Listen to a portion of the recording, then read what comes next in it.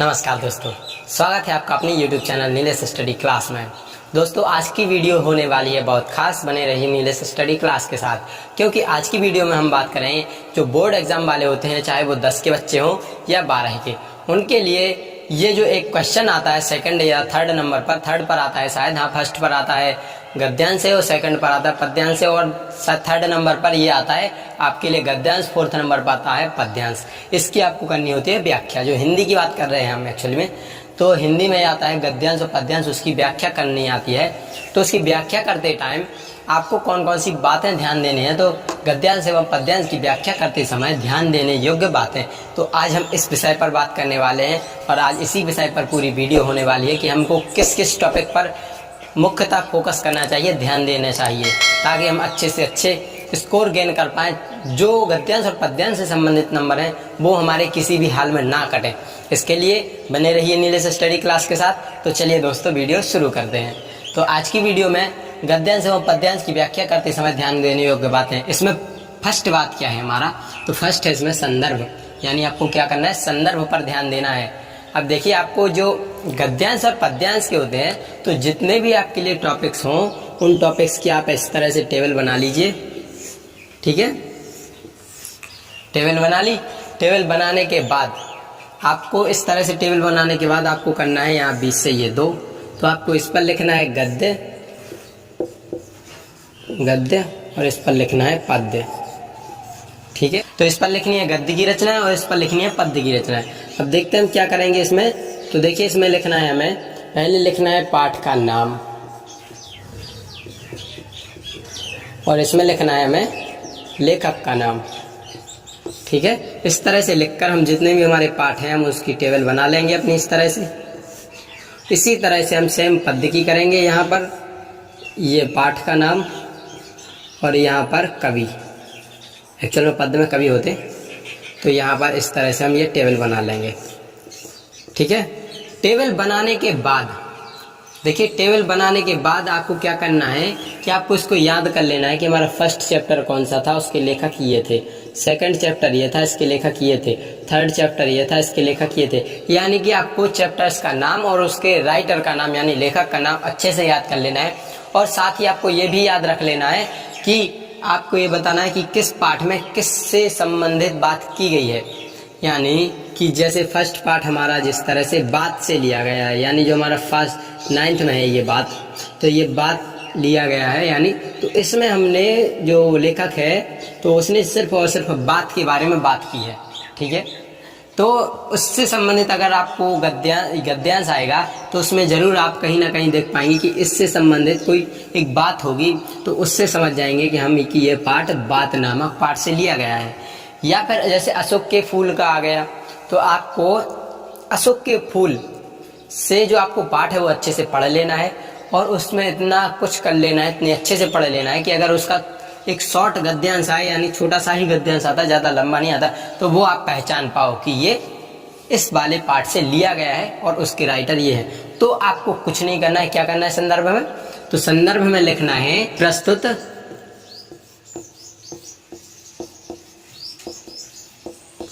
गद्यांश या पद्यांश, जो भी हो आपके लिए। गद्यांश अगर गद्य दिया गया है तो गद्यांश, पद्य दिया गया है तो पद्यांश। हमारी पाठ्य पुस्तक हिंदी, आपको यहाँ तक तो ठीक है। अब हिंदी के बाद यहाँ पर लिखना है गद्य, अगर गद्य से दिया गया है, या पद्य के नामक पाठ से लिया गया है। ठीक है, इसके लेखक जो भी हो, या फिर लेखक की जगह आप कवि कर सकते हैं, लेखक या फिर कवि जो उनके हो वो नाम और ये हैं। ठीक है, तो इसमें संदर्भ में आपको क्या बताना है कि प्रस्तुत गद्यांश या पद्यांश हमारी पाठ्य पुस्तक हिंदी गद्य या पद्य के जो यहाँ पर ये खाली जगह दी गई है, इसमें आपको पाठ का नाम नामक पाठ से लिया गया है। इसके लेखक या कवि जो भी हो वो लिखना है। जैसे कि हम अगर बात करें तो जो एक बात नामक चैप्टर है प्रताप नारायण मिश्र जी द्वारा लिखा है, तो उसमें आपको क्या करना है, उसका संदर्भ लिखना है आपको। तो क्या लिखना होगा, प्रस्तुत गद्यांश। देखिए वो गद्य की बात है, तो प्रस्तुत गद्यांश हमारी पाठ्य पुस्तक हिंदी। अब देखिए गद्यांश लिया गया है तो किससे लिया जाएगा, तो साधारण सी बात है कि गद्य से ही लिया जाएगा। तो गद्य के, अब देखिए यहाँ पर क्या लिखना है, बात क्या लिखना है, ये पाठ का नाम है, नामक पाठ से लिया गया है। इसके लेखक देखिए, लेखक कौन है, प्रताप नारायण मिश्र।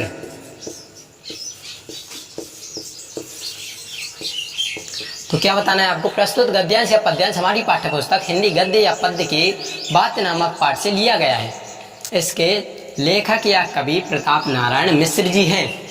तो ये था हमारा संदर्भ, यानी जो संदर्भ गद्यांश के लिए हो चाहे पद्यांश के लिए। देखिए इस वीडियो में हम गद्यांश और पद्यांश दोनों के लिए कवर अप करने वाले हैं ओनली ऑन इस वीडियो में।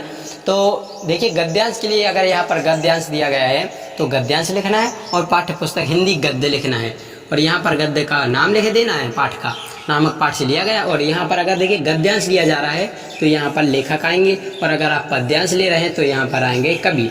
तो कवि जो भी वो उनका नाम लिख देना और ये लास्ट में है लगा देना। यानी प्रस्तुत गद्यांश या पद्यांश हमारी पाठ्य पुस्तक हिंदी गद्य या पद्य के बात नामक पाठ से लिया गया है, और इसके लेखक, अगर गद्य की बात की जाए तो लेखक, और पद्य की बात की जाए तो कवि प्रताप नारायण मिश्र जी हैं। यानी जो बात नामक पाठ था उसके लिए है प्रताप नारायण, बाकी अदर के लिए नहीं है। जो आपके लिए वो आप लिख देना यहाँ पर, ये मैंने आपको लिख के बताया है, ठीक है। आपको सेम ऐसा ही नहीं लिखना है। अब बात करते हैं हम, सेकंड नंबर ऑप्शन है तो प्रसंग। अब देखिए प्रसंग क्या है, तो प्रसंग ये है कि जैसे कि अगर कहीं आपको पद आ जाए कि जैसे सूरदास का पद आ गया आपके लिए, तो सूरदास के पद में आपके लिए अगर व्याख्या करनी है तो व्याख्या में जैसे आप बता सकते हैं कि फलाने ये गोपियाँ जो श्री कृष्ण के विरह में किस तरह से वियोग कर रही हैं, या इस तरह से आप बता सकते हैं। तो आपको प्रसंग में क्या लिखना है, देखिए व्याख्या तो आप समझ जाएंगे कि आपको इसका जो लिखा गया है उसका अर्थ लिख देना है, अर्थ नहीं बल्कि व्याख्या उसकी थोड़ी बढ़ा चढ़ा कर भी लिखना है। अब देखिए प्रसंग में क्या लिखना है, तो प्रसंग में आपको कुछ नहीं लिखना है। जो आपके लिए गद्यांश या पद्यांश दिया गया है उसका आप अपने माइंड में एक स्ट्रक्चर बनाइए, आप उसके बारे में एक संरचना बना लीजिए, उसके बारे में एक अपने आप में अंदर एक शॉर्ट फिल्म बना लीजिए कि इसके बाद ये हुआ, इसके बाद ये हुआ। उसकी जो शॉर्ट फिल्म का, यानी जो हमने अपने मन में जो शॉर्ट फिल्म बनाई है, यानी जो मन में हमने जो अर्थ लगाया है उसका एक सार निकालिए। जो लास्ट वाला पॉइंट है वो उस पूरा सार निकाल दीजिएगा। तो उसमें जो प्रसंग आता है तो वो लास्ट वाला पॉइंट, यानी जो सार निकलता है पूरे अर्थ का, वही प्रसंग आता है। जिस तरह से कि ये आता है कि अगर गद्यांश या पद्यांश दिया गया है तो पद्यांश में जिस चीज़ से बात की जा रही है उसी चीज़ के बारे में आपको इसमें शॉर्ट में बता देना है, ज़्यादा विस्तृत नहीं जानकारी देनी है, सिर्फ शॉर्ट में बता दीजिएगा कि फलाने में इसमें ये इसमें इसकी बात की जा रही है। आप समझ रहे हैं। तो जैसे प्रसंग में बात करना है तो मुख्य विषय की बात करनी है, किसकी, मुख्य विषय। अब मुख्य विषय क्या है, तो मुख्य विषय ये है कि इसमें यानी जो दिया गया गद्यांश या पद्यांश है इसमें मेन बात किसकी की जा रही है, मुख्यतः इसमें क्या हो रहा है। अगर कोई बिछड़ रहा है तो उसमें इसकी बिछड़ने की बात की जा रही है, या फिर कोई मिल रहा है तो इसके मिलन की बात की जा रही है, या फिर आप बता सकते हैं कि जो भी बात की जा रही हो उसका आप मुख्य निकालिए, मुख्य तोड़, यानी कि ये इसी के बात के ऊपर आसपास चलेगी पूरी बात, तो वही मुख्य विषय आपको इसमें प्रसंग में लिख देना है, ठीक है। अब बात करें व्याख्या की, तो व्याख्या में आपको गद्यांश या पद्यांश की, देखिए व्याख्या के लिए आपको मैंने बताया था कि व्याख्या के लिए आपको अच्छे से पहले पाठ पढ़ने होंगे। पाठ पढ़ने के बाद उसकी आपको अपने आप से प्रैक्टिस करनी होगी, यानी जो बुक है या फिर जो गाइड है आपके पास, या फिर आप जो अपने अदर्स टीचर के द्वारा पढ़ते हैं, तो उसमें आपको क्या करना होगा, जो पाठ दिए रहते हैं उनके बारे में आपको विस्तृत अच्छे से पढ़ना होगा। यानी जब तक आप पढ़ेंगे नहीं तब तक आप बिल्कुल व्याख्या नहीं लगा पाएंगे। अब व्याख्या लगाने के लिए आपको पढ़ना जरूरी है। पढ़ने के लिए आपको क्या करना है, गाइड खोलिए, आप अपनी बुक खोलिए, बुक में देखिए, गाइड में पढ़िए, यानी व्याख्या है जो वो आप पढ़िए, या फिर अपने आप से खुद लगाइए। किताब में आपने पढ़ ली, एक बार गाइड में पढ़ ली, अब अपने आप से लगाइए कि इसका अर्थ क्या है, इसका अर्थ ये क्या है। तो जैसे ही वो एग्जाम में आएगा तो आप वो लिख पाएंगे कि इसका अर्थ क्या है हमारे लिए और इसमें हमें क्या करना है। तो आपको उसी गद्यांश या पद्यांश से रिलेटेड उसी के आसपास चलना है, उससे ज़्यादा दूर ना जाना है, ना एकदम पास नहीं आना है, उसी के आसपास, यानी ओवरऑल उसी के आसपास ही चल रहा है हमें व्याख्या में, तो उसके बारे में हमें आपको यहाँ पर व्याख्या बतानी है। ठीक है, जैसे अगर आपके लिए कोई वर्ड दिया गया है इतना छोटा, ठीक है, तो आपको उसकी व्याख्या ज़्यादा से ज़्यादा आप इतनी और बढ़ा सकते हैं। अगर आपने यहाँ से यहाँ तक बढ़ाने की कोशिश की तो वो गलत हो जाएगा। और एग्जामिनर है वो, देखिए एग्जामिनर बैठा रहता है बहुत माइंडेड, एग्जामिनर ये देखता है कि आपने जो सही है सटीक आंसर कितना लिखा। आपको कॉपी भरने से उसको कोई मतलब नहीं है कि आपने कितनी कॉपी भर दी, आप व्याख्या में ही पूरी एक कॉपी भर दीजिए, तो उससे आपको मार्क्स नहीं मिलेंगे।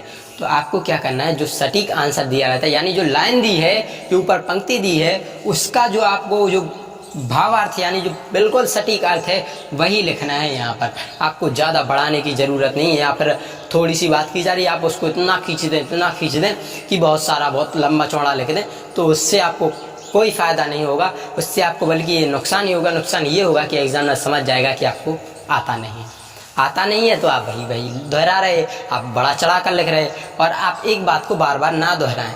ठीक है, अगर आप ये गलती करते हैं तो ये आपकी व्याख्या सही नहीं मानी जाएगी, तो आपको ये गलती नहीं करनी है। अब देखते हैं अगला तो है यह काव्य सौंदर्य।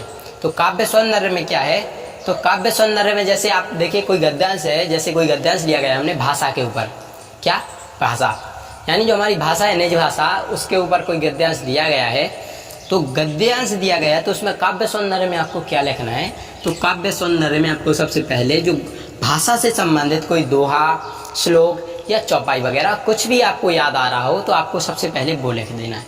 जैसे मैं आपको बताऊं भाषा संबंध निज भाषा उन्नति है, ये वाला आप लिख सकते हैं, तो ये लिख दीजिएगा आप। इसके बाद आप जो भाषा दी गई ये लेखक के जीवन परिचय में होती है कि ये किस भाषा के लेखक या कवि थे, तो वो भाषा लिख देनी है। रस, अगर बिछड़ने की बात की जाए तो वियोग श्रृंगार रस, अगर मिलन की बात की जाए तो संयोग श्रृंगार रस, अगर हंसने की बात की जाए तो हास्य रस, अगर किसी के व्यक्ति को परमानेंटली यानी हमेशा के लिए खो दिया तो करुण रस। अगर अलंकार की बात करें तो अलंकार होता है, देखिए आप देख लीजिएगा उस गद्यांश में तो नहीं होता है एक्चुअल में, अलंकार होता है पद्यांश में। देखिए ये तीनों पद्यांश की बात कर रहे हैं हम, तो पद्यांश में रस देख सकते हैं। और अगर अलंकार देखना है तो अलंकार पद्यांश में देखिए कि इसमें किस अलंकार की बात की जा रही है। अगर आपको अलंकार समझ में ना आए तो मैं आपको बता रहा हूँ आपको क्या करना है। अगर अलंकार समझ में नहीं आ रहा तो आपको लिख देना है केवल अनुप्रास। क्या अलंकार में लिख देना है अनुप्रास। अगर बात करें छंद की तो छंद में आपको बहुत सिंपल से है, छंद आप पहचान सकते हैं कि दोहा है, चौपाई है, सोठा है, रोला है, कुंडलिया, जो भी छंद हो आप वो छंद की जगह लिख सकते हैं। शब्द शक्ति में आप लिख सकते हैं, जो लक्षणा होती है वो लिख सकते हैं आप। तो जो इसमें देखिए आप जो गद्यांश और पद्यांश की व्याख्या करते समय ध्यान देने योग्य बातें थी, हमने इस वीडियो में पूरा कवर अप करने की कोशिश की है। देखिए मित्र, कोशिश करता हूँ मैं, कभी फुलफिल नहीं कर पाता हूँ। एक्चुअल में मैं भी अभी स्टूडेंट ही हूँ, तो कोशिश करता हूँ कि आपके लिए अच्छी से अच्छी जानकारी मिले। तो इस वीडियो में हम गद्यांश और पद्यांश की व्याख्या करने में जो बातें हमें सामने आते हैं वो बातें हमने इसमें बताई हैं कि आप किस तरह से जो ये गद्यांश पद्यांश की व्याख्या करते टाइम जो आपको पॉइंट नोट रखने हैं, यानी जो अपने माइंड में सेट करने हैं, तो वो ये है कि संदर्भ, प्रसंग, व्याख्या, काव्य सौंदर्य, ये आपको अच्छे से देख लेने, अच्छे से प्रैक्टिस कर लेनी है कि हमें बस इतना ही। एक बात और है, आप ये देखिए ये दोनों क्वेश्चन आते हैं 20 नंबर में। तो आप जैसे एग्ज़ाम जब आएंगे आपके, अभी तो नहीं है लेकिन जैसे ये आगे आने वाले कुछ महीनों में आपके एग्ज़ाम आएंगे, तो एग्ज़ाम आएंगे तो उस टाइम आपके लिए ये है 20 नंबर का पोर्शन, यानी 10 का ये 10 का ये, आते दोनों ज़रूरी है। तो आपको क्या करना है, तो आपको ये करना है कि जैसे ही आप जो सेट पेपर होते हैं जो अपनी प्रैक्टिस के लिए करते हैं आप, तो वो सेट पेपर करते हैं, तो उस टाइम के लिए आप अपना टाइम शेड्यूल बना लीजिएगा। टाइम शेड्यूल कैसा बनाना है, तो टाइम शेड्यूल ऐसा बना लीजिएगा कि गद्यांश के लिए हमें 10 मिनट देने हैं या 15 मिनट देने हैं, पद्यांश के लिए भी हमें 10 या 15 मिनट देने हैं, यानी कि आपको एक टाइम निश्चित कर लेना है कि हम इतने टाइम में ये पूरा क्वेश्चन फुलफिल कर लेना है। देखिए मैं इसी बात के लिए नहीं कर रहा हूँ, मैं आपके लिए पूरे पेपर की बात कर रहा हूँ कि आप टाइम जो पैटर्न है उस पैटर्न के आधार पर अपने टाइम को बांट सकते हैं कि फर्स्ट वाला क्वेश्चन इतने मिनट के लिए, सेकंड वाला इतने मिनट के लिए, इस तरह से आप ये अपना बांट सकते हैं और अच्छे से कीजिए, तभी आपको 20 नंबर आएंगे। और ये व्याख्या में आपको कुछ भी ज़्यादा बड़ा चढ़ा कर नहीं लिखना है। एग्जामिनर को आपको अट्रैक्टिव व्याख्या लिखनी है, आपको ऐसे देखें ऐसा लगे कि हाँ एग्जामिनर जाने कि हाँ यार बंदे को कुछ तो आता है, टैलेंट है बंदे में, इसलिए इसने फुलफिल किया है। और अब अगर आप कॉपी भरने के चक्कर में लगे रहोगे तो लगे रहो भैया, लिखते जाओ, क्या फर्क पड़ना है। आपके लिए एग्जामिनर पर कब अच्छा प्रभाव जाता है, जब आप व्याख्या करते हैं, लेकिन वो करते हैं आप एक सटीक व्याख्या, ठीक है। तो सटीक व्याख्या करने के लिए ये सब आता है। अगर आप हमारे चैनल पर नए हैं तो चैनल को कीजिए सब्सक्राइब, वीडियो को करें लाइक। अपने दोस्तों में जो 10 और 12 की बोर्ड वाली परीक्षा में तैयारी कर रहे हैं तो उन दोस्तों में ज़्यादा शेयर करें ताकि वो भी इस प्रकार की तैयारी कर सके। धन्यवाद।